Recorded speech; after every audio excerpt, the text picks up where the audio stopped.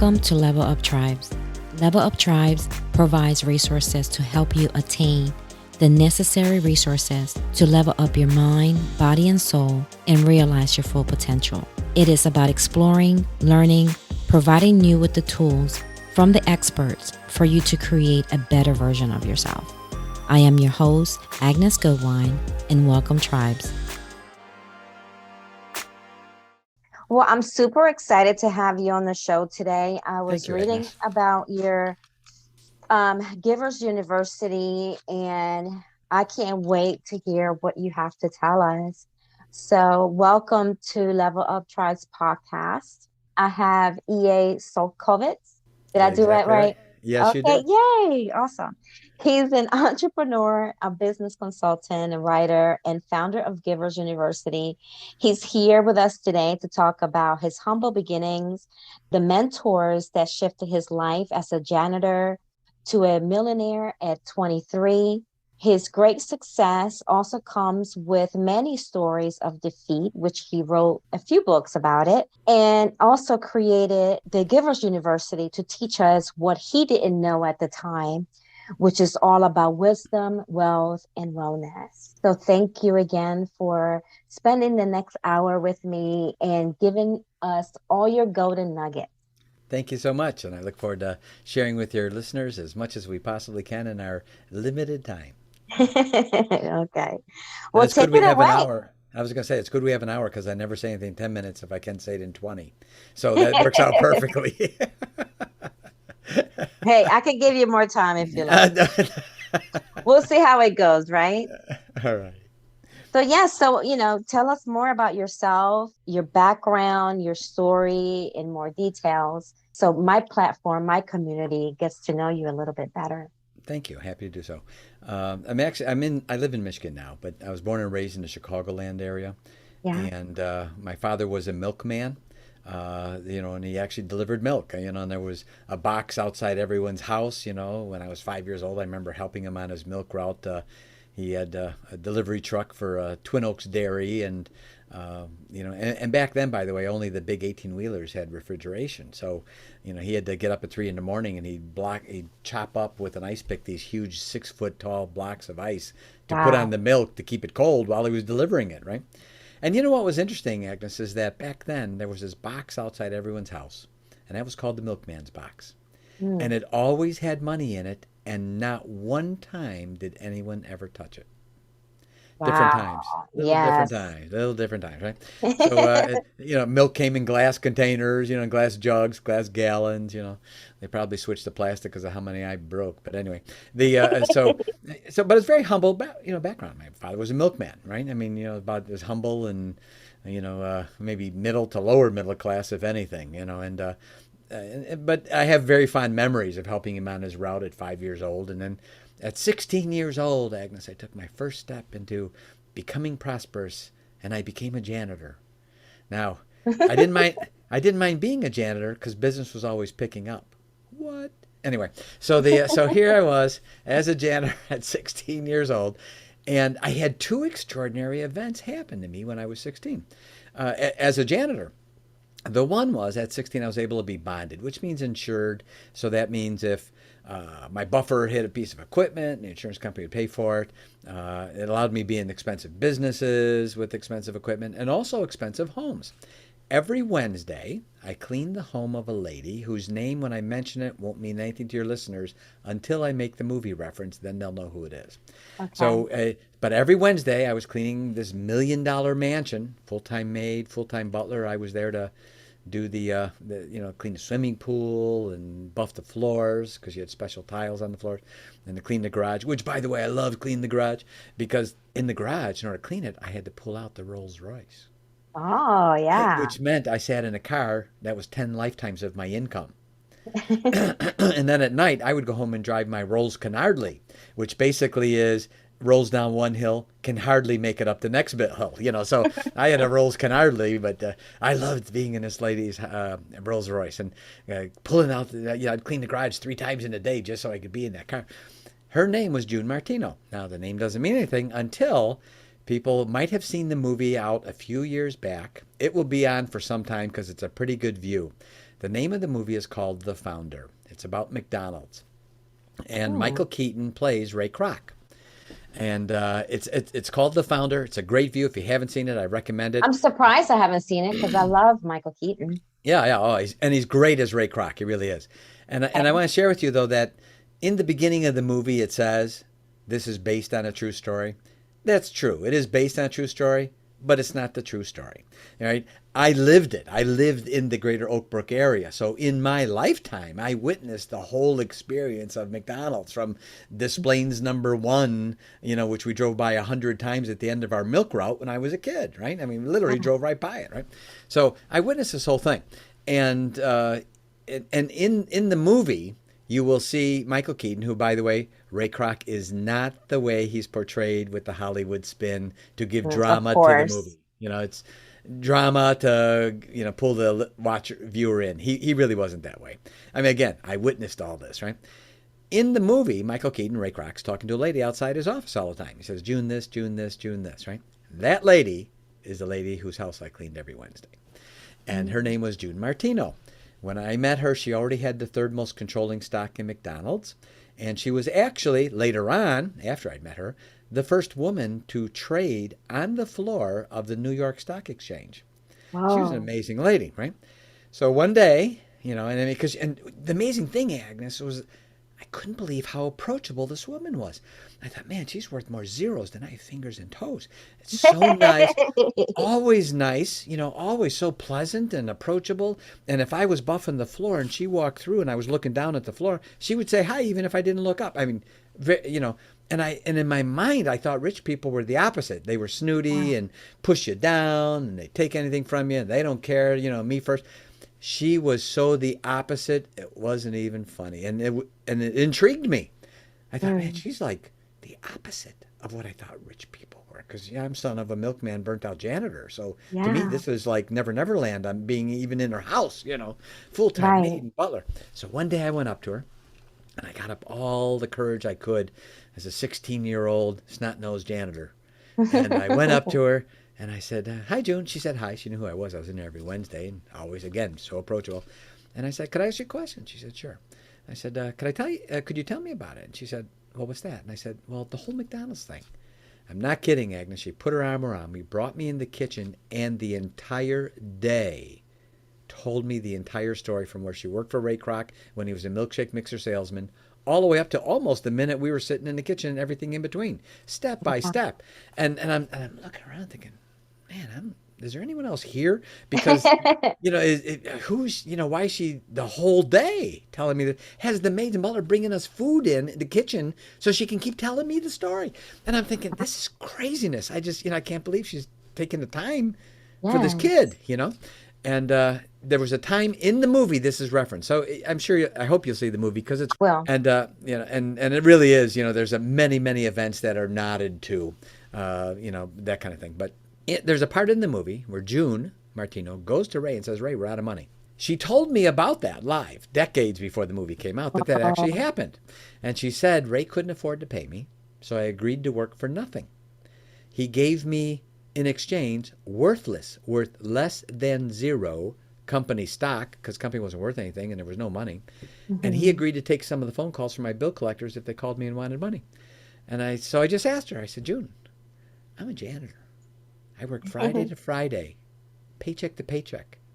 If I don't get paid on Friday, I'm not showing on Saturday. I need that paycheck. I live at paycheck. I said, why did you do it? Agnes, she sat back in her chair, Yeah. did this eye lock on me, and I could tell she left the room, staring right at me.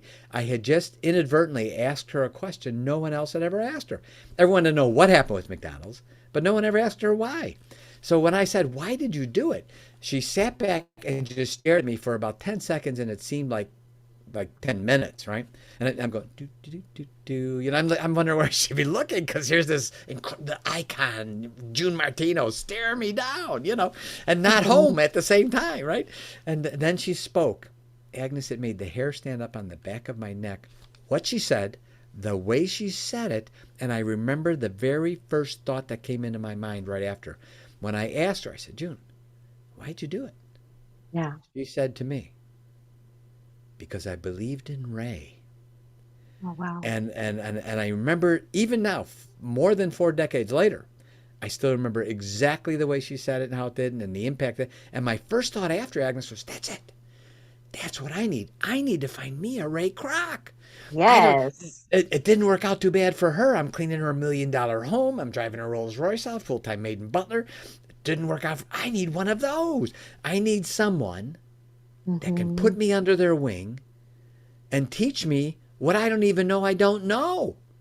Not only do Yes. not only do I know I don't know it, I don't know what it is I don't even know. If that makes any sense. I mean that's really where I was, and so I just remember throwing it out there, Agnes. I just threw it out there.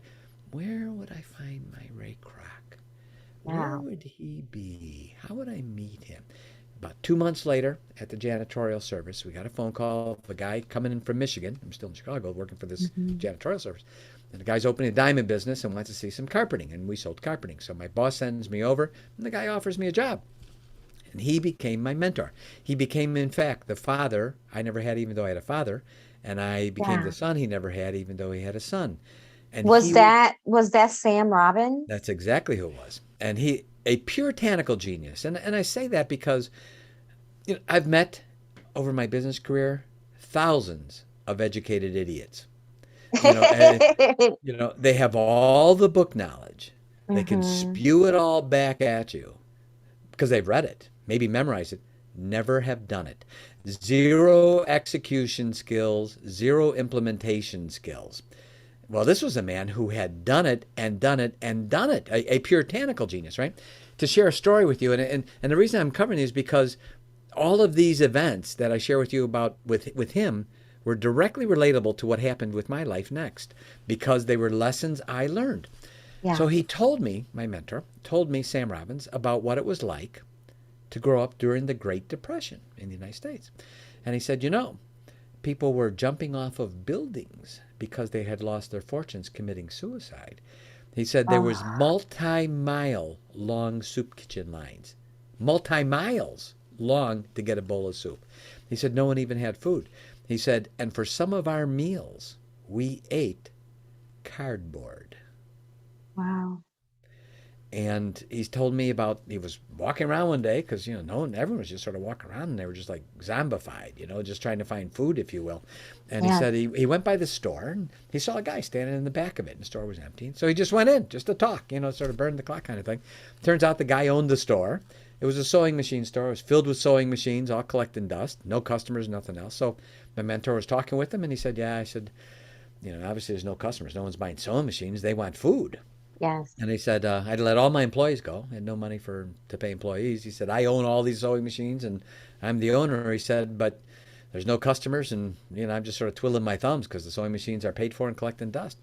My mentor had this flash of an idea in his mind and he told the owner, he said, how about if I helped you sell some of the sewing machines?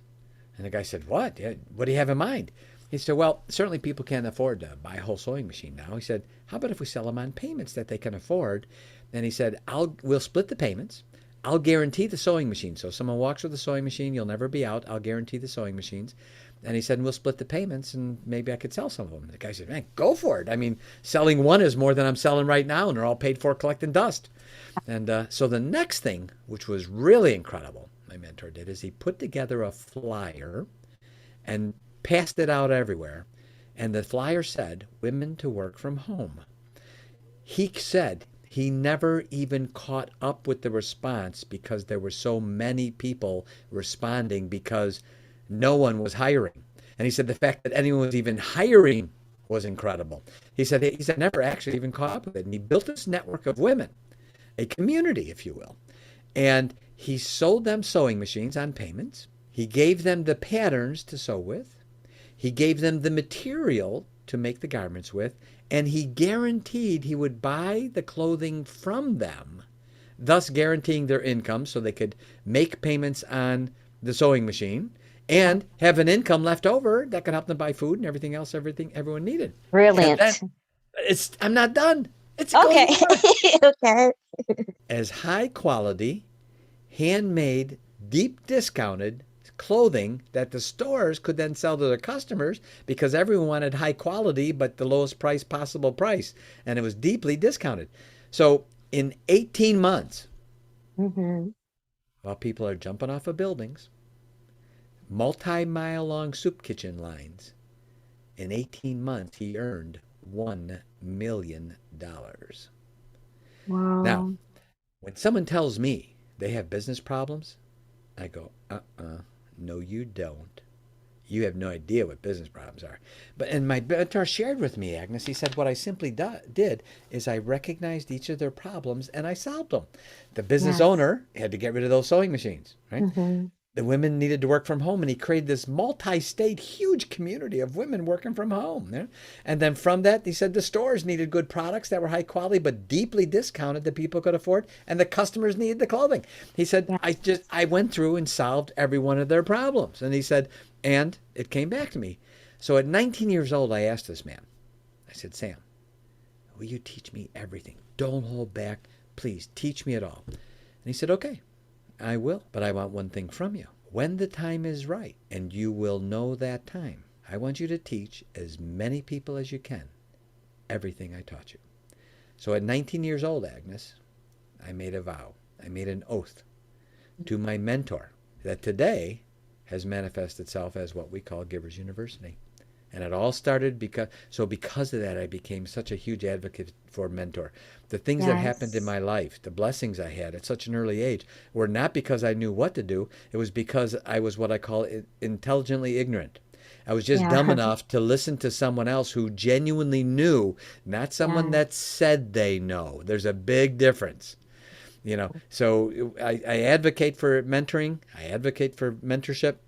And I Yes. mention people, be selective. Get a mentor that has done. Ask them, can I see what Yes. you've done? Tell me But what you, let's see. not everyone is a great mentor. Yeah, well, for sure, for sure. That doesn't mean they won't be in the future. But see, when someone has done it, what comes with that is all the Yeah. things that don't work, that didn't work for them in the meantime. There's the Yes. lessons, the things we Yes. can avoid that allow us to compress time and avoid the mistakes that others have made. So, because we're going to make our own anyway. We're going to get tackled 1,000 times, but it helps a whole lot more when you learn how to get up. Yes. It's funny listening to your story because I love mentorship. I love finding our soul tribe, those individuals that come into our life for reasons.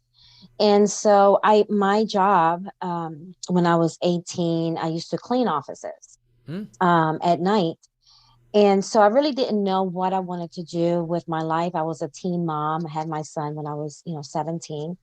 And so when I was cleaning, it was a bank. This lady would always stay at work at night. She would work late. And so one day I asked her, what she did for a living. And she told me and how she went to school for it. And I said, one day I want to have an office just like this. So every night, when she was there, she wasn't there every night. She would talk to me about things. And then so after that, I went and enrolled in a business school. And from there, it just kind of everything took off. And all my life, I've had mentors, that have come and go and given me their own little wisdom, and who has made who I am today, and I'm still growing, and this is why I started the podcast. It was one of the blueprints of why I started the podcast because I wanted to interview people just like yourself that have had this experience, right? And share that experience, share the resources that you now have with others to let someone know that you might not have all the resources at this time. I didn't have them either. But if we work in unison and as a community, we can do so many great things. With that being said, I want you to talk about the Givers University. And I know you talked about the givers and takers. So kind of talk about that as Sure. well. Sure, happy to do that. And I guess when you were cleaning that office over there, I must have been in the next office cleaning that one. So I thought you looked familiar. Hey, how you doing, Agnes? Anyway, so I That's was in the other awesome. office. So, so I just really enjoy that. That's awesome. It really is. But it's funny how, just how people will influence our lives. And here's the thing about those mentors, to your point, is that there really are so many of them, but here they can tell the difference whether you really genuinely want to learn or if you're just trying to get next to them. I'm convinced that June Martino knew I was interested in getting next to the icon June Martino, that I genuinely was interested. What happened with Yeah. McDonald's? I'm fascinated by that, and they can sense it. Especially Yes, if they've true. made it, they can sense what where you're coming from, and they'll know the difference. And all of a sudden, they're going to Yes. have the time for you, or they won't. And based on Yes. where you're at. So, happy to talk about communities and giver communities. And what's interesting is the last couple of years, I've seen the word sort of change, and I could use as an example, there's a word that's spelled diet, diet. If someone went to a meeting with a couple of people years and years ago, that meeting was called a diet. That was the meeting. It was called a diet. You went to a diet. Then later on in years, if you got a weekly allowance or a regular allowance or a stipend, that stipend was called a diet. That was the name of it, right? Then later on in my lifetime, the word diet meant the way you eat. It was your eating habits, your daily diet.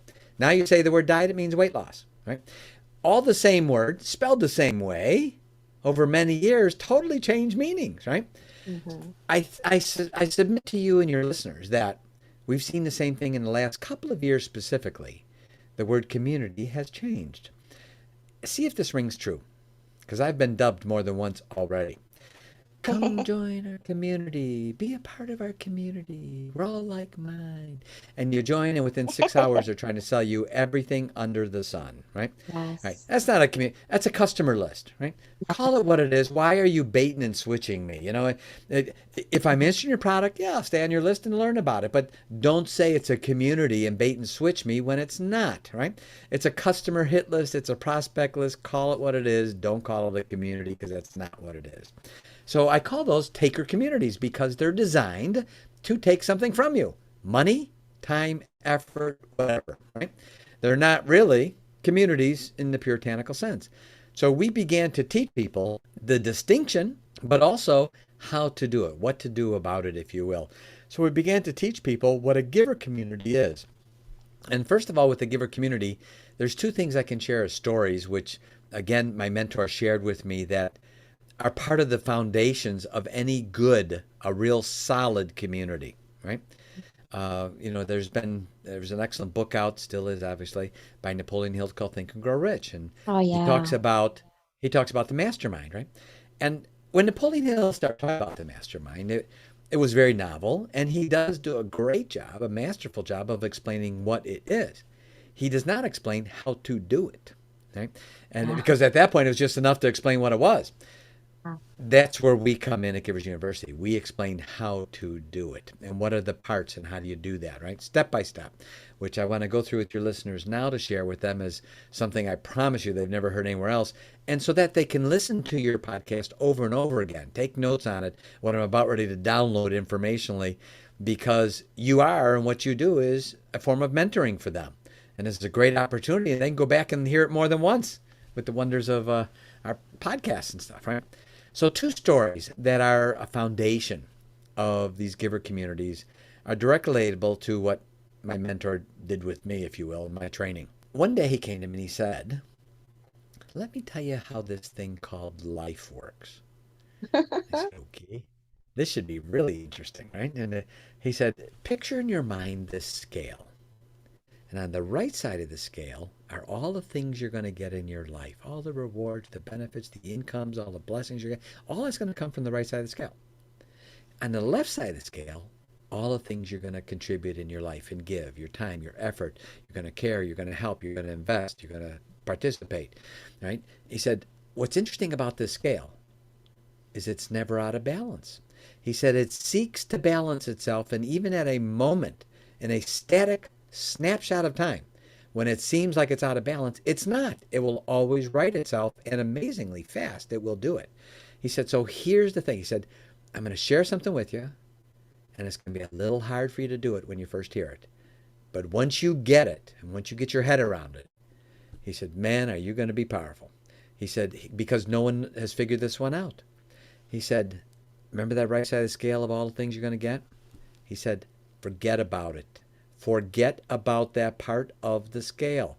He said, focus all your attention on the left side and heave so much on that scale that your new daily goal is to get that scale out of balance because you have put so much on that giving side and contributing side that there's so much there that when that scale rights itself as it always does, you'll never have to worry about what comes to you on that right hand side. And in the beginning, it was a little challenging, but then I did get my head around it, and I can share with you, 40 years later, plus 40 plus years, it's absolute, absolute the truth. The second thing happened, which was sort of interesting. I shared with you during the Depression, he lived on cardboard, and it took a toll on his health. And he had a very severe case, actually, diabetes, which ultimately took his life early as a result. And when I was in my mid 30s, I had already worked my way up, and we were equal partners 50-50 on many businesses. And we basically just split everything 50-50. And he came to me one day and he said, EA, I'd like to propose something. And I was sort of working. I really was sort of half paying attention because, we were talking all day long. And he said, I would like to propose that we compete against each other. And then he paused. He was a master of the pause. He could say something, and just when he stopped talking, you had to look up and see what was coming next, right? You had to. I mean, he was a master at it, right? I mean, everything he said and did, it was amazing. But he said, when he said, I propose we compete against each other, I looked up at him, and he had this glimmer in his eye. And I thought, whenever I saw that glimmer, I knew something really interesting was about ready to happen next. And I said, well, what do you have in mind, Sam? And he said, well, this is what I propose. He said, I propose that we compete against each other every year, year to year. And this is the way the contest works. We're going to compete to see who can make the other one more money in one year. And the winner, who made the other one the most money, wins and gets to ask the loser for anything they want, and the loser has to buy it for them. And I thought, what? All right, wait a minute now. Where are you going with this, Sam? Yeah. Where are you going All with right, hey, let me make sure I understand this. How's this work? All right, so what you're saying, Sam, is we're going to compete every year. Who can make the other one more money? And if you make me more money than I make you, you win, I lose. That means because you're the winner, you can ask for anything you want, and I, as the loser, have to buy it for you. And he smiled and he goes, yeah, that's right. And I said, okay, so the other side's true also, right? That means if I win and you lose, then you have to buy anything I want. And he said, yeah, that's right. I said, and I'll never forget it, Agnes. I even remember the sigh. It had to be audible that before I said, okay. It had to be, yeah. okay, this is going to be really interesting Oh now to see my how this God. unfolds. Agnes, the first year, he beat me so bad. It wasn't even funny. It was brutal. He made me so much money. And you know what? He won and I Mhm. lost. And I ended up paying cash for him for a house in Florida. And Whoa. and I thought, man, I better get smart quick. This is going to get brutal if I don't Yes. wise up really fast. So the next year, I did win, and he bought me my first airplane, and I became a commercial pilot then. Second Wow. year, second year, he bought me a limousine. The third year, he bought me a second aircraft. So now I had two planes. Wow. And then we started just carrying it forward. And I'm like 35 years old now, right? And then it dawned on me what this man had done. I thought, man, this guy is something. What in the world? I realized he wanted me to win. Update on the story. His health was deteriorating, right?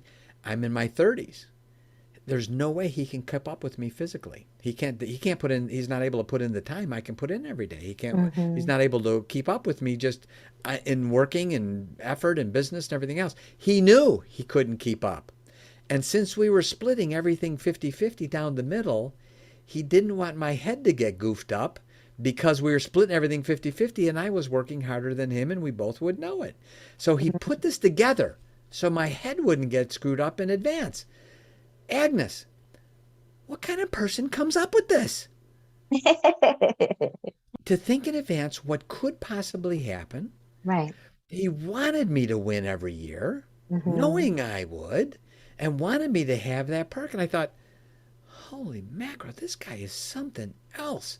What kind of, and so later on, I named that. I named it the Givers Contest Intention. It's the intention, critical to forming a giver community. That brings us closer into now what is a giver community. With Givers University, Agnes, we use the word Junto. Junto is basically a group of people, spelled Junto. It basically is a group of people that have gotten together and get together for a common interest or purpose. A group of Mm. people get together for common interest or purpose. It's called the Junto. The term actually, and we call them Givers Juntos, means community, Givers community. It was first used, the word, 1600s. Wasn't used much until the 1700s when a man named Benjamin Franklin picked it up. And he then put together a group of 12 people. And those 12 friends of his, he originally called that group the Mutual Improvement Club. They met Mm. every Friday. They met every Friday for a couple of hours, talk about how they improve, talked about politics, business, ethics, morals. I mean, you name it, they did it, right? They talked about all of it. And later on, he called that his Junto. Then later on, he called it his Leather Apron Club. And they met every The Friday. leather apron. Yes, Leather Apron Club, right? And the reason why also was partly because the name came from Ben Franklin owned a chain of printing shops, and printers always wore leather aprons. But and it was just the name of the group that he came up with. But he also Yeah. used the term Junto. So, but what's interesting about Ben Franklin's Junto, his Leather Apron Club, was that our very Declaration of Independence can be traced back to the initial conversations he had on Friday nights with those 12 friends. So no one can tell me that a group of 12 people cannot have a huge impact. As you said in the very beginning of our podcast interview here, that groups, when they get together, can do amazing, spectacular things that they never could do individually. So that's why one of the reasons we've become advocates for a Givers Junto. So we teach people absolutely free. We teach them absolutely free. We identify 3 different kinds of Juntos, but there's all different kinds and sizes. We just sort Yeah. of use 3. The first one we call a Givers Greater Junto. The Greater Junto would be any size and member worldwide, could have local chapters. Good examples, Agnes, would be maybe Salvation Army, VFW, Lions Club. Those would be good example of worldwide Juntos, right? The next would be the Givers Insider Junto. Those would be members of maybe 2 to 12 members, a more close-knit, intimate, confidential Mm-hmm. group. All right. Good example, Ben Franklin's Leather Apron Club, right? And the next is the Givers Millionaires Junto. This is a group of 2 to 12 vetted millionaires. They're vetted, and we vet them, that they can get together for a common purpose and interest, and they're all millionaires, right? Now, a good example of that, first of all, was the one I had with my business mentor, right? There was 2 of us. That's a Junto, 2 or more, right? So that's a millionaire Junto right there. Yeah. Another good example was a guy by the name of Henry Ford in 1915. Formed a Junto with himself, Thomas Edison, the inventor, Harvey Firestone, Firestone Tires, and John Burroughs, who was a writer and a poet. And also John Burroughs, interestingly enough, was the federal bank examiner, so he must have been the money guy. But anyway, so the 4 of them, and Henry Ford called this group the 4 Vagabonds. That was the name he gave it. So those are the 3 kinds of Juntos. We teach people how to Mm-hmm. form the Juntos, how to identify them, what do you do. So what I'd like to do now is invest a few minutes, and again, your listeners can go back through this. There's 7 steps of forming a Junto. And we're going to go through Okay. those 7 steps with people. And I'm going to touch on each one of them and then show them where they can go to get a lot of free information on each one of those steps furthermore. The 7 steps in forming a Junto basically spells out, it's an acronym, the word discern. D-I-S Yes, my favorite word. D-I-S-C-E-R-N, right? And it's actually the one thing we teach. If someone said, what do you teach in Givers University in one word? I would say discernment. We Oh. teach people how to discern in their relationships. To digress for just a moment, I say to all your listeners, we love everybody. I say it again, we love everybody. And we teach people how to separate the person who we love from their deeds which we may not love. And by observing Hmm. their deeds, not listening to what they say, observe their deeds, And by observing certain deeds and certain things they do, we can now begin to discern, should I bring this person closer into my life, into my givers community, because of what I'm seeing them do, not because of what they're saying? Or by Yeah. contrast, if I see them doing other certain deeds, should I begin respectfully, not rude or nasty, but Mhm. respectfully begin to distance myself from them? Because if I bring them closer, they're going to make me collateral damage. And I'm going to be stomping out fires not of my making. And my stress level is going to go up every time I see them or talk to them. So it's easier to discern, and we teach people at a very granular approach with even checklists. We have one that's my favorite, I'll mention in a few minutes. It's called the 25 Do's. It's a genuine checklist of 25 deeds we should be watching and observing. In other words, we teach, this is a skill, and it's a skill that's not being taught. You're a self-improvement person. I know that. I can tell. I'm sure many of your listeners are. I'm a self-improvement geek. I love it. But no one, Agnes, is teaching, what about the other guy? If he's doing it wrong, what should I do about that? Yes. Why should I pull him into my life and have him work havoc on my life if I simply could discern and say, you know what? I love them. They're great, but I should be respectfully distanced because they're not going to help my life or add anything to it. And, Right. and so we teach people that skill of discernment. How do we decide? By even using very granular checklists. These are the things you watch them do. Watch what they do, these things. So we teach, it's an observation skill and an awareness skill. So those 7 letters in discern, D-I-S-C-E-R-N, the first letter is decide. Well, the Mm. first thing when you form a community or Givers Junto is you got to decide, who do you want in it, right? You got to decide who, right? Mhm. It's like a few interviews back. This one guy said, wow, this is great stuff. I love this stuff. This is great. I just read a book, said I have to have 5 good people around me. I said, you do. One question, which 5? And he stared back at me with this blank look. I said, you see my point? No one's teaching which 5, right? Right. That's what we teach. This is how you, and when we say giver, we're not labeling people because we don't label people. We're labeling giver deeds. When we say taker, we're not labeling a person, say you're a taker. We're labeling taker deeds. The things they're doing are taker deeds. There's a big distinction there and very important.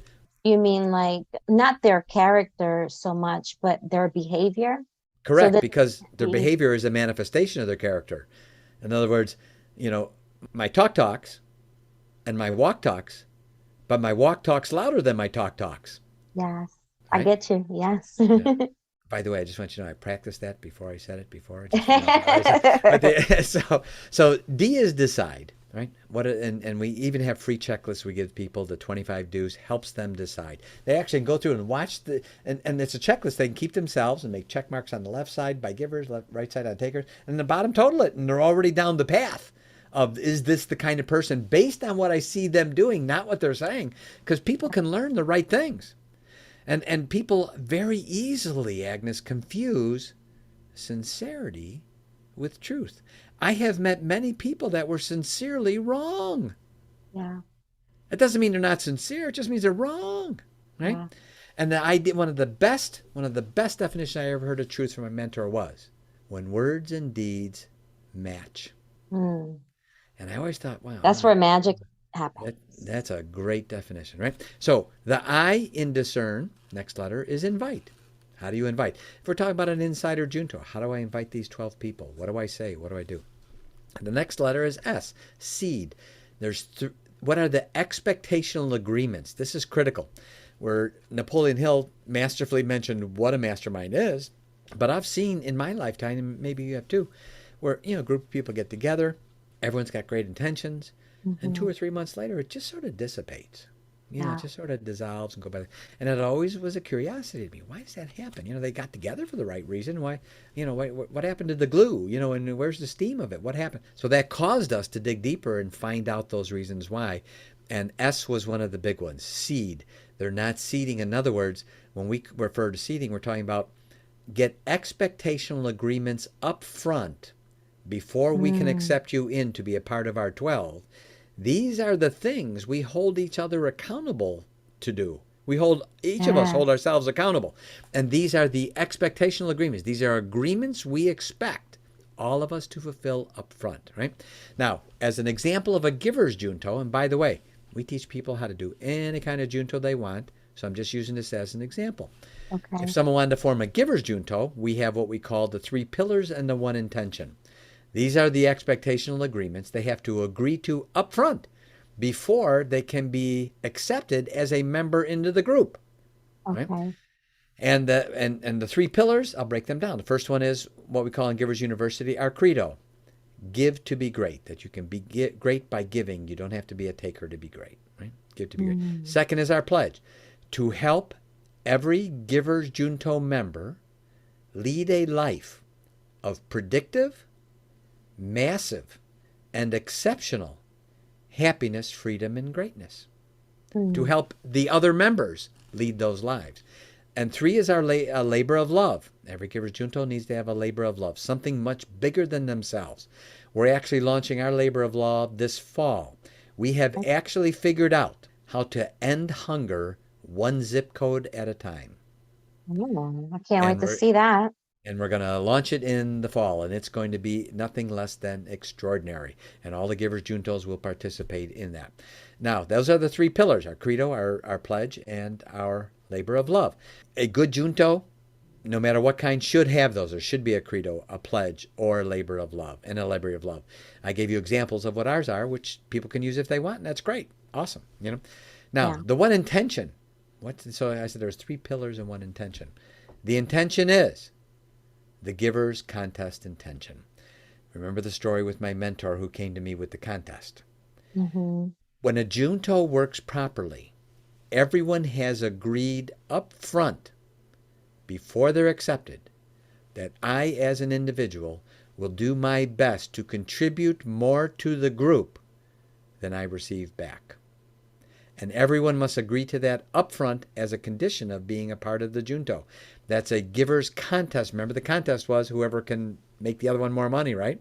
Yeah. So we say, imagine a group of 12 people Mm-hmm. who each 11 are helping the 12th and giving to them more up front than they possibly could ever hope to get back. Right. And all 12 of them are doing that. What kind of power comes out of a group like that, Agnes? A lot. It's almost unspeakable. Yes. But that expectational agreement is critical up front, and you tell everyone up front, okay, we have 3 pillars and an expectation. If it doesn't work for you, if you can't, if no problem, we love you. It's Yeah. just not a good fit for you. That's okay. But the 12 people in this insider Junto, quote unquote, they have all committed up front. We will all fulfill these 3 pillars and the giver's contest intention. Now, Agnes, when you have a group and they've all committed and know they'll hold each other accountable, now they Mm-hmm. can all give more freely. They're not in a position of they're coming from a place of fear. Am I going to give? Are people going to take advantage of me? And Right. what am I going to get Right. out of it? That's no longer part of the equation. And I had one gentleman say, I got to tell you, it sounds a little bit on the utopian side. And I said, it may sound that way, but it's not. And the reason I know it's not is because I lived it. I know it works. Yeah. But that's why you have to be selective. That's Yeah. why you need to be discerning and say, I'm sorry, we're not going to let you in Yeah. unless you agree to these expectational agreements up front. Then I'll take it to the other members and see if you can be a part of this group of 12 or 10 or 9 or whatever. I have one gentleman working Mm-hmm. with, and we're helping him, and he's got 10 people that he wants to Right. have in a Givers Junto. And he's doing a great job. We even helped him put together a little 4-minute video clip that he did, and we sort of critiqued it for him so that he could send out a personalized video invite to 10 key people that are already friends of his to say, I'm doing this thing, and here's what I'm doing and why. So Yes. those are things that we teach. So that was S, which is seed. C in discern stands for convene. Convene on a regular basis, weekly, monthly, bi-weekly, quarterly, whatever it is, consistent. Don't switch back and forth. It'll confuse everyone. Make sure convene on a regular basis. The C stands for convene. E stands for establish. Give it a name. When you give it a name, you breathe life into it. Ben Mhm. Franklin, Leather Apron Club. Henry Ford, Four Vagabonds. When you give your group and your junto a name, you make it real, and now you have a special camaraderie that will Yeah. now begin to blossom with that group. Establish it, right? E stands for established. R stands for rotate. There should be a different chairperson for every meeting, never the same person two in a row. It should always be a different person for everyone. Everyone's equal and everyone's contributing with the giver's contest intention. Each person is giving more than they are possibly expecting to get back. Right. What happens when you have 11 people doing that with you? Right. It's awesome. You know, then so that R is for rotate. And numbers. Broadcast out, form multiple juntos, be a part of them. And what these are is they create opportunities not for you to get more, but for you to give more, for you to give more to other groups, Right. because of the giver's scale of life. That's why all of this works and fits together. So hitting the letters again so your listeners can do a quick replay, running through the letters of discern. D, decide. I, invite. S, seed, expectational agreements. C, convene. E, establish. R, rotate. And N, numbers. That spells discern. This mindset is coming from someone who is or was, I'm thinking you still are, a millionaire. It's so much past that. I can share with you that first I'm going to address that.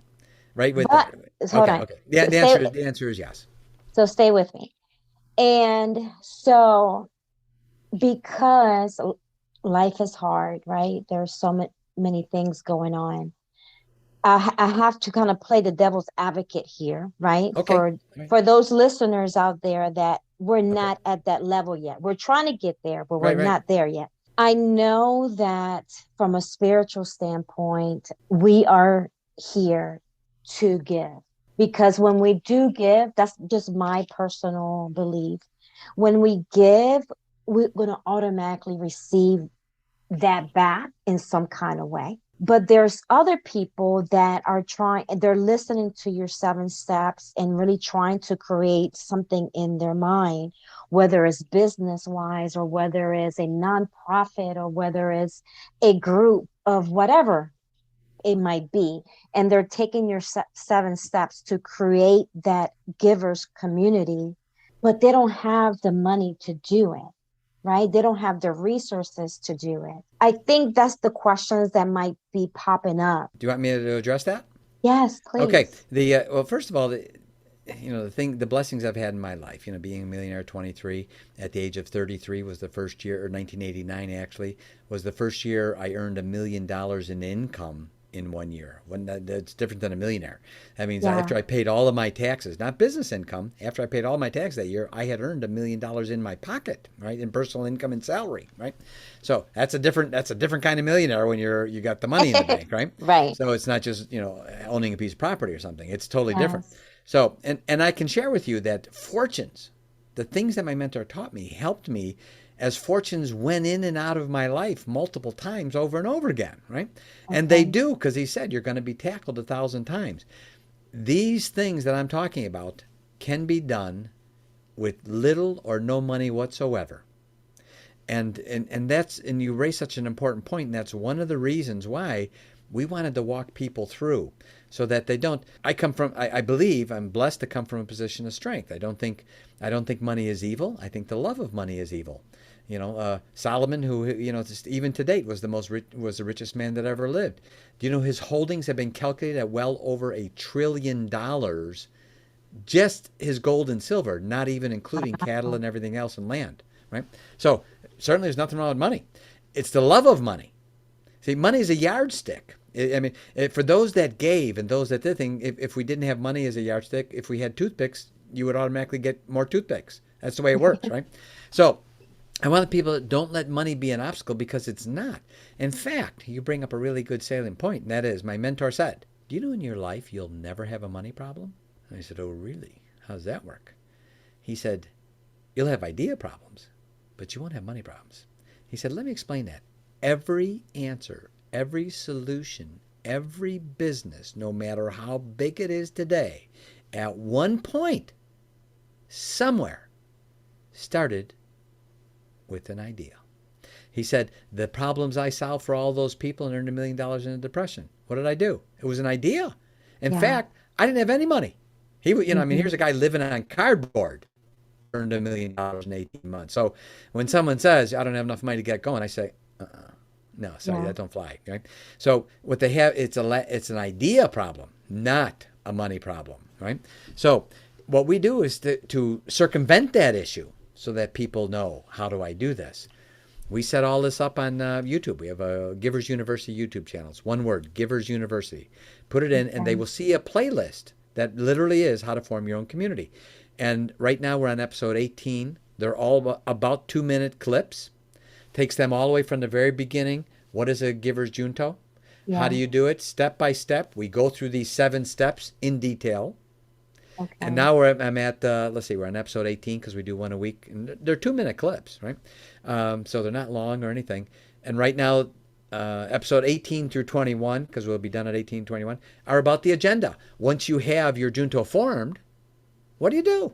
Now what, right? So we Yeah. teach people, well, you need to have an agenda, and here's how you structure it, and here's what you do, et cetera, et cetera. So they can actually right now go to Givers University on YouTube and watch the public playlist we have there. So actually the first one on top, right after the welcome couple of minute video, that basically walks them through every step of Hmm. forming a junto, giving explanation to every one of those letters I just said in the word discern, and why that's important and how to do it. And Okay. then also we teach them, if they want to, they can go to our website and ask for help. I'd like some help performing it, and we help them. They can email Yeah. us. We help them. So no problem if they don't have any money. And then we teach them later on that that was never really a problem anyway. That was a mindset issue, not really a money problem. I love it. Thank you for explaining that. You're welcome. Because we do have a lot of ideas, but sometimes, resources, we don't have the resources, or we might have the resources, but again, we don't have that idea. And so you're setting what it sounds like the blueprint of putting all of that together. Yeah, exactly. And if I can expand on one thought there that you Yeah. popped in my mind as you were speaking, as my mentor said, he said, because I told him about what happened with June Martino years later, right? And how, now all of a sudden 2 months later, I meet him. He Yeah. said, whether you know it or not, you stumbled upon the right thing. And I said, what's that? He said, he said, it's amazing to me how people live their lives backwards. He said, everyone wants to know the answer. What's the answer to this? What's the answer to this? He goes, wrong. Forget about the answer. He said, do you know the answers are always omnipresent and they're always around us? Always? He said, people need to focus on asking the right questions, not the answers. When you ask the right question, you will get the right answer. Because our Yeah. lives, we have, God gave us the ability of freedom of choice. And part of that choice is our decisions and the thoughts we think, because we're going to be even judged on our most idle thoughts. Our most idle thoughts of our mind will be Yeah. judged on, right? So the point is there, pay attention to even thoughts. Pay attention. This is an interesting statistic for you. Do you know that there's something everyone does 1,250,000 times every single year? I'll say it again. There's something that everyone does 1,250,000 times a year. That is, they have, Self-sabotage. well, almost, pretty close. Actually, I could almost say, yeah, that's almost a yes. And that is, these are conversations that we have with ourselves. We have approximately 35 conversations with ourselves every minute. It's a little conversation in our head between us, to us, from us, to us, right? Those conversations are critical, and most people don't realize that they impact us. And a lot Yeah. of it has to do with the question. If someone says, how am I going to ever make a lot of money? I'm never going to meet the right person. The question has already, as you astutely, and I love the word, self-sabotaged. They're already saying, I'm not going to meet the right person. So guess what? They go through their life asking for what they do not want, and then they're surprised when they get it. Yeah. But it's what they asked for. Yeah. And my mentor said, he said, inadvertently, you tripped upon the right thing when you just simply said, where would I find my mentor? How would I find him? See, in other words, it wasn't I'm not going to. I was asking, Yeah. how was I going to do it? Where was I going to do it? And then that answer in 2 months Yeah. was right there for me. So it's not about the answers. It never was. It was about focusing on asking the right questions. If you ask the wrong question, you will get the wrong answer. If you Yeah. ask the right question, you will get the right answer. Either way, the answers are there. It just may Right. not be the right But one you want. how would you know, EA, like if you're asking the wrong question. Because the question, it contains within it the expectational result you want, or the Right. expectational that instance and result you don't want that you inadvertently just put in front of you. In other words, if someone says, and I have to immediately erase this out of my mind the moment I say it because I rewire my mind all the time, and that is, if someone says, "How come I never meet the right people?" Yeah. Right? There's a classic example. How come I never meet the right people? Well, guess what did they just ask? Why do they not meet the right people? What kind of people are they going to keep meeting? The wrong Yeah. people. The They wrong just asked people. for the answer, right? How come nothing I ever try works? Well, guess what you're Right. going to have now? More that doesn't work. Yeah. Instead The of the power the simply power words. the power of words. And, as my mentor said, you win or you lose with the Yeah. words that you choose. It's that's so powerful. And it resonates with me so much because I try to think that I'm a positive person, but my husband, he's very big in manifestation and saying the right word. And so sometimes he corrects me and I'm like, oh, that did come out in a negative way, but you don't really think about it. I was going to ask you, It's so a skill. you've It's been a skill. prepping this for a long time. So 4 decades. yeah, so when those words or thoughts come into what do you do? Do you just snap out of it? Like what I rewire it just like I even prefaced are you to like you. Dumbledore from Harry Yeah, Potter? I He did. has the I, wand and takes out the yeah, the memories or whatever you're thinking, right? Uh, well, I've been called worse. Anyway, so I could say that's for sure. My mentor just said, he said, just as you learn it, because he put it, I loved how he had the ability to say something in such layman terms that a burnt out janitor, son of a milkman could get, right? And he Mhm. said, it's real simple. He said, your life is a self fulfilling prophecy. He said, that's your God given right. Oh, I He love said, that. and since you're a self fulfilling prophecy, that means every thought you think, every action you do is going to, in some way, impact you in a way you want it to or not. But you don't get a choice because that's the way the giver scale of life works. Also, if Wow. you put on the giver side all the things you don't want, what are you going to get on the right side? So, he said the scale's always in balance. So he said, so he taught me that we are self-fulfilling prophecies. And he said, get rid of the word failure. He said, don't say it. Supplant the word failure with the word temporary defeat. He said, because Mm, failure, it sounds so eternal. It's got an eternal ring to it. He said, temporary defeat frames it just to what it is. It's a temporary defeat. He said, in your life, no matter what I teach you, him talking to me, he said, you're going to get tackled 1,000 times. And it's been yeah, more than 1,000. He said, yeah. but here's the thing, when you frame it as a temporary defeat, Hmm. you'll realize when you got tackled, you can stand up and you got a first down. You're still in the game. He said, when you use the word failure, you're throwing yourself out of the game. Don't throw yourself out of the game. That's not the Yeah, thing to do. So every day he taught me these lessons, and I was so blessed to have him in my life, and so thankful, from the lesson after lesson after lesson. So I'm glad I'm able to share these with your listeners as I continue to fulfill my vow and commitment and my oath that I made at 19 years old to my mentor. I would love it. Maybe there's a book out there to change the narrative, the words, right? So you just said instead of failure, naming that temporary defeat. So when those negative words come into mind, renaming it. Yeah, and we actually have courses on that. So Okay. for our listeners, because we're online education and also in person in groups, et cetera, as the COVID mess ends.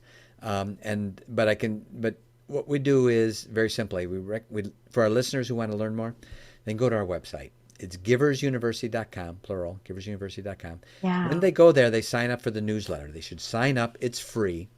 And when they sign up, they're going to get an email right away. It says, do you want to talk with these people? We're not spammers. So if they don't respond to that email, they will get nothing more from us. They have to respond. When they do, 2 hours later, they're going to get that first checklist. That's the 25 do's, the Hmm. deeds I was talking about. Print it off, download it, put it in your pocket. Start discerning in your relationships and watch how your productivity goes up because you're not stomping out as many fires anymore, right? And then Yes. we walk them through. And since we're not spammers, and I hate that, you sign up for something and they're blowing up your inbox right away, right? 6 emails a day, and I unsubscribe, unsubscribe. So once a week, once a week we send out an email on Thursday morning. It's called the Givers Toolbox, and that Okay. Givers Toolbox every week. It's a 5 minute read. Usually has like a 2 minute video clip.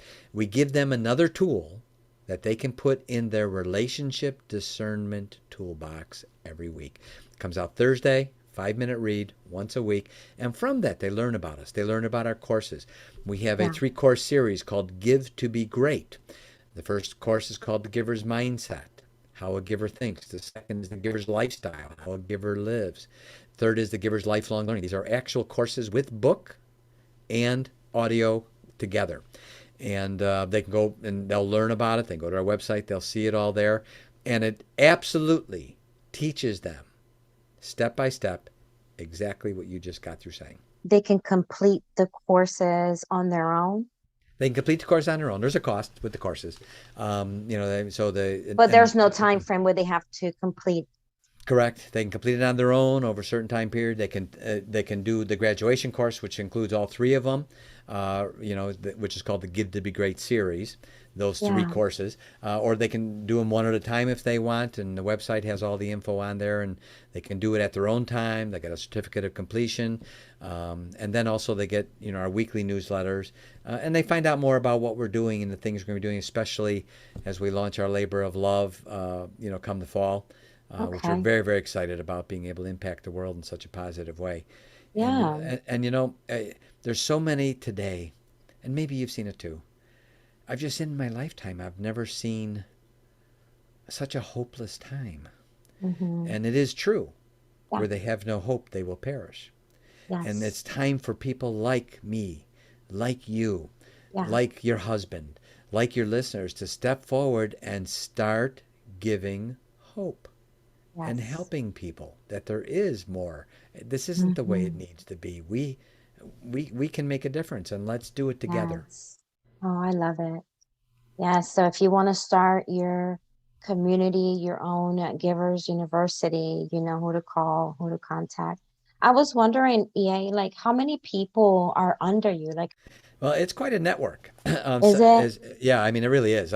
Because it's extraordinary to me how, well, it's not. I should say, at this point, it really isn't extraordinary to me that all the things my mentor taught me, he wasn't lying to me, and he had no motivation for lying to me. So he just wanted me to know, as a father would tell his son, let me teach you these things. I want to at least teach one person, all of Right. it, as much. And I can share with you that I've been amazed at the number of people.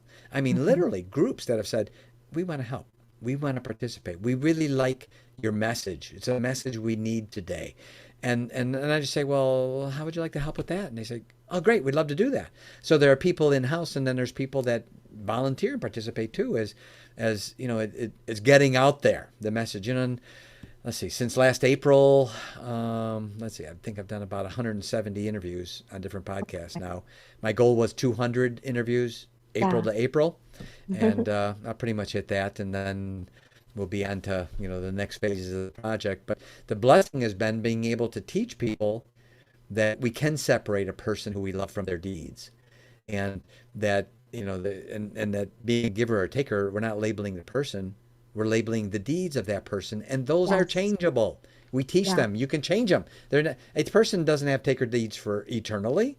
There are things they can do to change those, and we even teach them in the 3rd course. This is how you change those things. If you're being a little Yes. takerish, you can be more giverish, and here's how you do it. So Right. thank you so much for having on your show, Agnes. Yes, I I've pray enjoyed that it. I pray your listeners listen to this over and over again.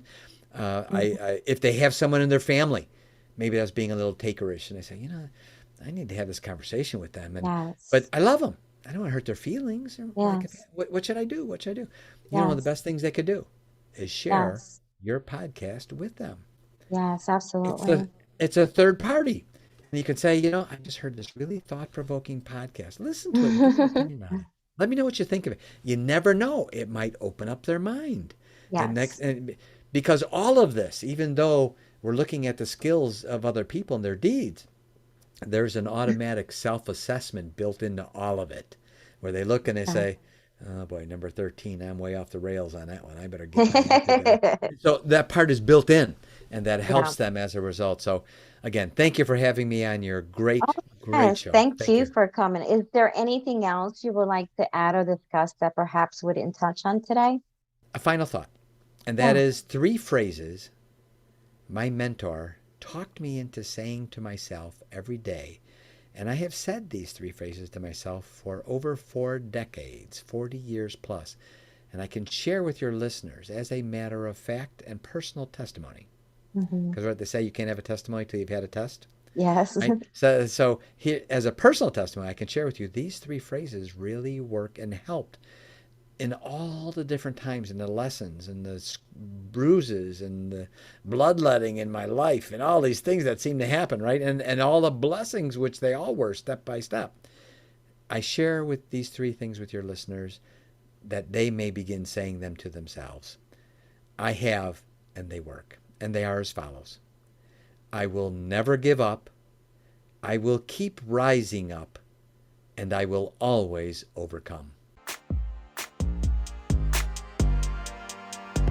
Thank you for listening. Please visit the website at www.leveluptribes.com. And please subscribe to the podcast and share with your family and friends. Be sure to tune in to our next episode. Catch you all next time, my beloved tribes.